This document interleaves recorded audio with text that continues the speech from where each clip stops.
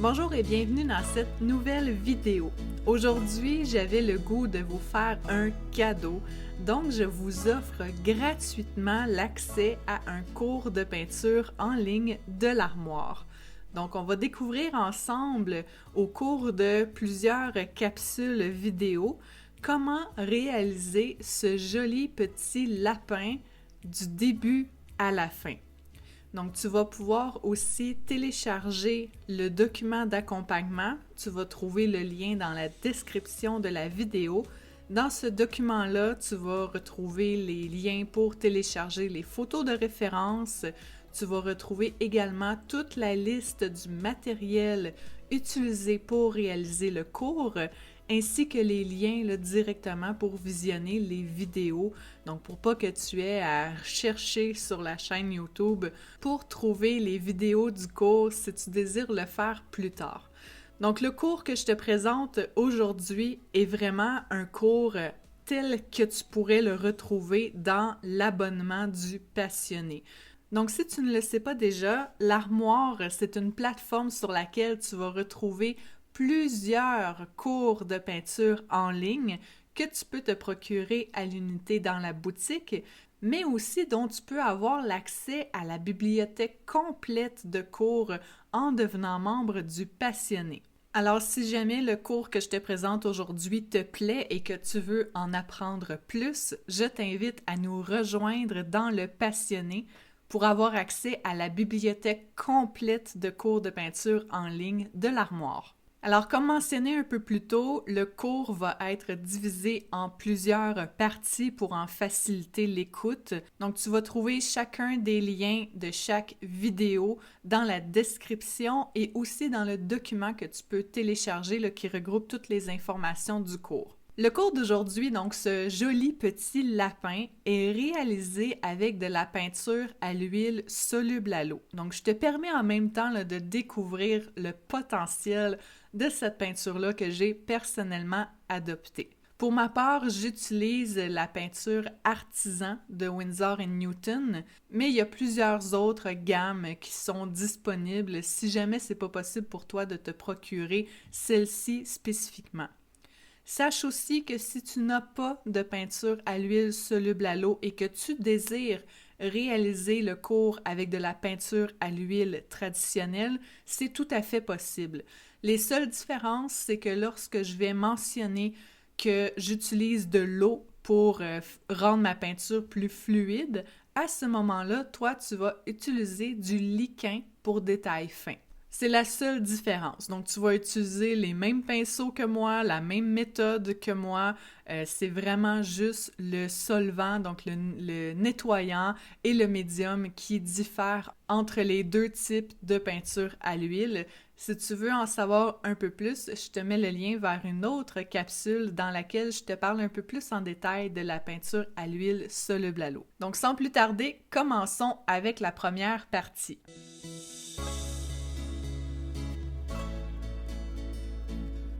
Donc, j'ai choisi comme support une toile galerie, donc une toile déjà montée sur un châssis de bois et d'une épaisseur d'environ 1,5 pouces. Le format de la toile est une 8 pouces par 8 pouces. Donc, puisque toutes les toiles blanches comme ça que tu te procures dans une boutique de matériel d'art sont déjà apprêtées avec du gesso, on va simplement venir vérifier la surface de notre toile.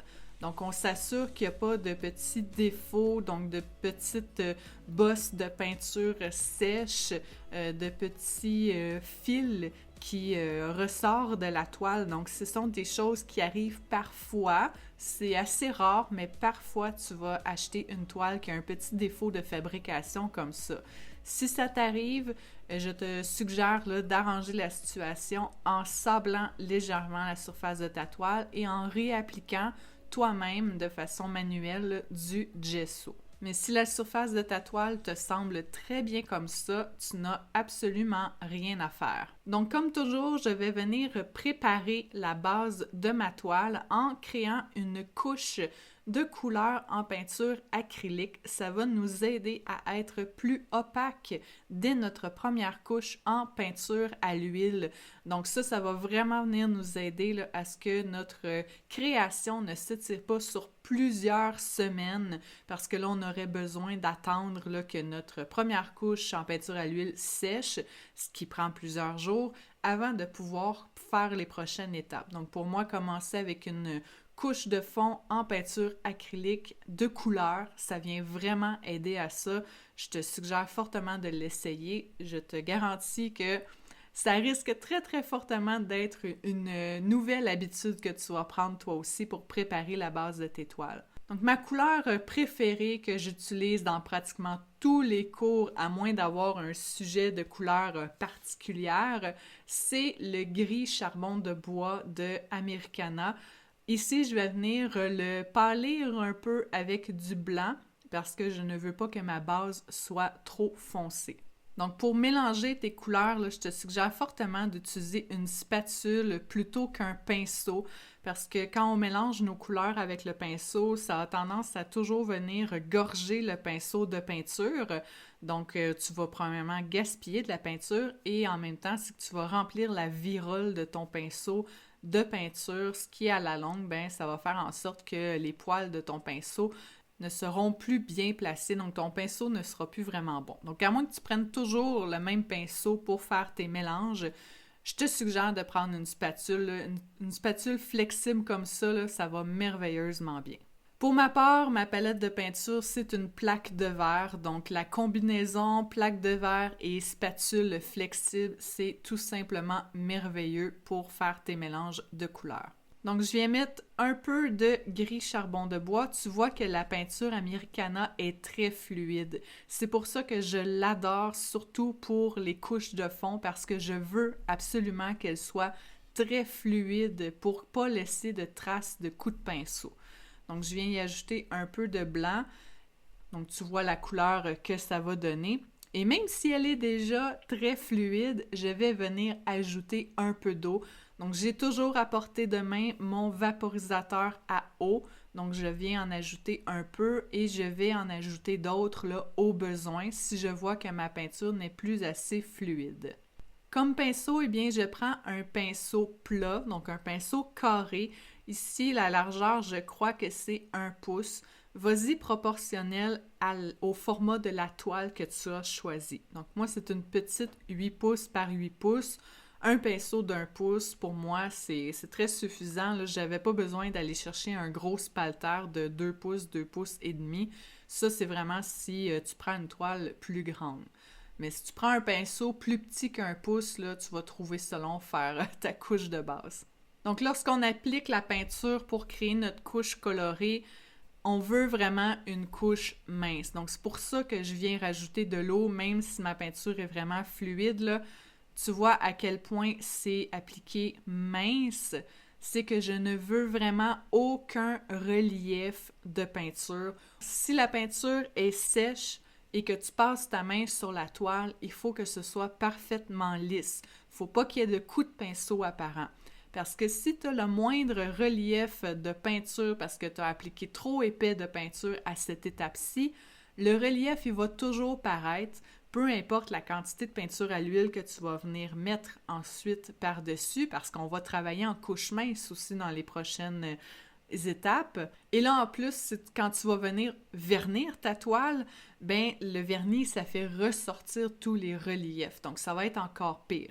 Donc, si jamais tu n'as pas assez dilué ta peinture et que tu te retrouves avec des reliefs, des coups de pinceau, la seule chose à faire, ça va être d'attendre que ça sèche complètement, de venir poncer ta toile, donc faire un léger sablage pour enlever ces reliefs-là et de revenir faire une autre couche de couleur en peinture acrylique si besoin. Donc, tu vois le résultat, ça, c'est ma première couche. Là, je vais venir faire une deuxième couche ici pour avoir un résultat assez uniforme. pour être certaine que les endroits qu'on voit actuellement sur la toile qui sont plus pâles ou plus foncés ne viennent pas influencer l'opacité de ma peinture à l'huile. Donc, je veux un résultat un peu plus uniforme que ce que je vois en ce moment, mais on ne cherche pas la perfection. Donc, il ne faut pas que ce soit 100% uniforme. Donc, encore la même chose, on refait une deuxième couche aussi mince que la première, avec la même couleur. Si tu as besoin de te refaire un deuxième mélange de peinture, vas-y. Si tu t'en es pas fait assez la première fois, c'est pas grave si c'est pas exactement la même couleur que tantôt. Donc là, tu vois, là, on a un beau résultat pratiquement parfait, là. Il y a quelques petits endroits qu'on voit qu'il y a un peu moins de peinture, là, mais 2 couches très minces comme ça, c'est amplement suffisant. Donc là, on laisse sécher complètement et la prochaine étape, ça va être de venir faire notre croquis. Pour réaliser notre croquis, on a plusieurs options. Donc, si tu es déjà très, très bon en dessin, que tu connais bien tes proportions et tu es très bon à faire des dessins à main levée, tu peux y aller à main levée en te fiant à la photo de référence qui est fournie dans le document. Mais comme la plupart des artistes, on prend plaisir à peindre et on n'a pas tous eu le temps ou eu l'intérêt à se perfectionner en dessin. Donc, pour réaliser nos croquis sur la toile, on a recours à des outils.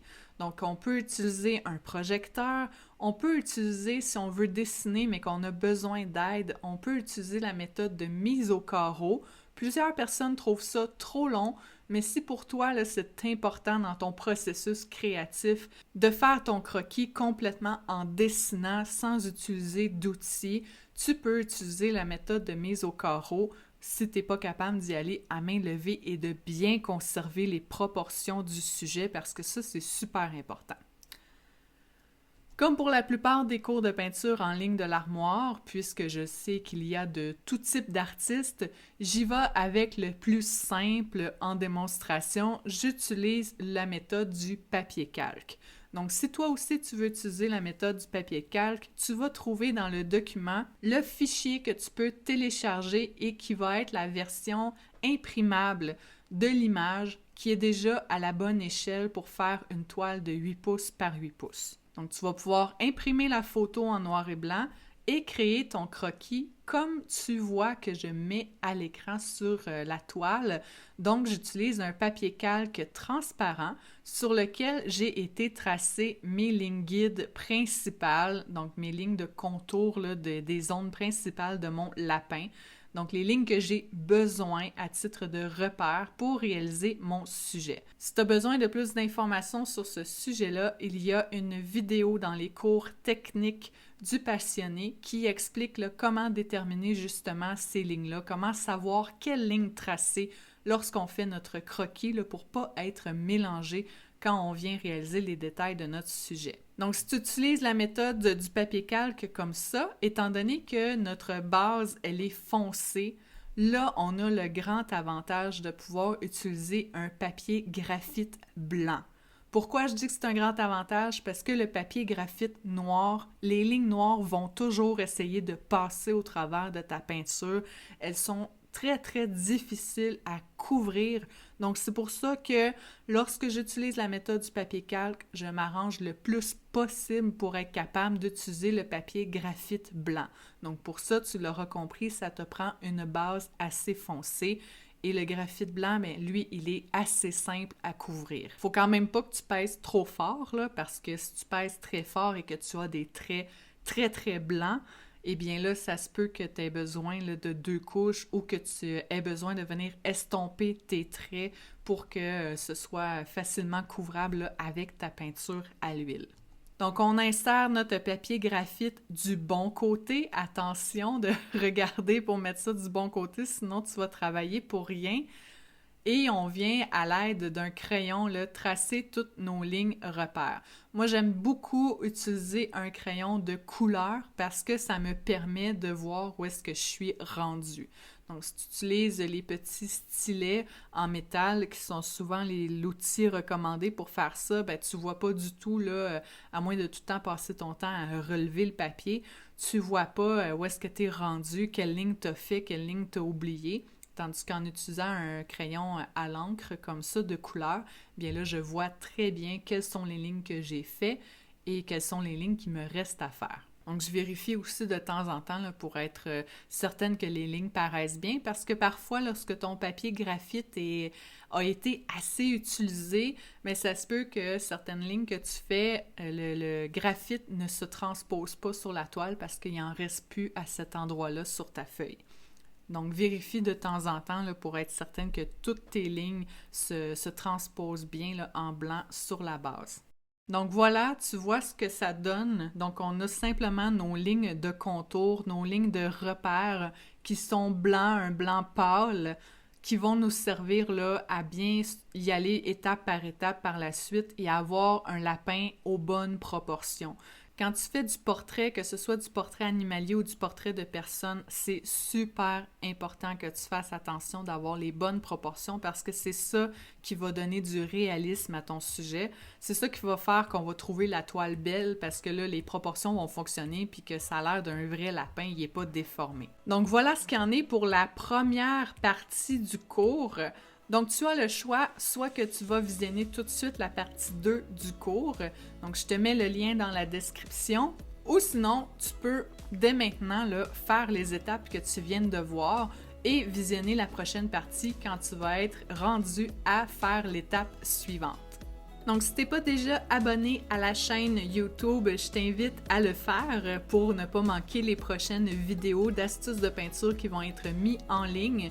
Et si t'aimes ça, les cours gratuits comme ça, ben tu peux me laisser un petit pouce en l'air, comme ça je vais voir votre intérêt et peut-être bien que je vais vous en laisser d'autres à venir là, sur la chaîne. Ça me ferait plaisir de faire ça pour vous. Et n'oublie pas d'aller télécharger le document qui est fourni en accompagnement avec ce cours-ci où est-ce que tu vas retrouver là, tous les détails concernant le matériel et les photos de référence.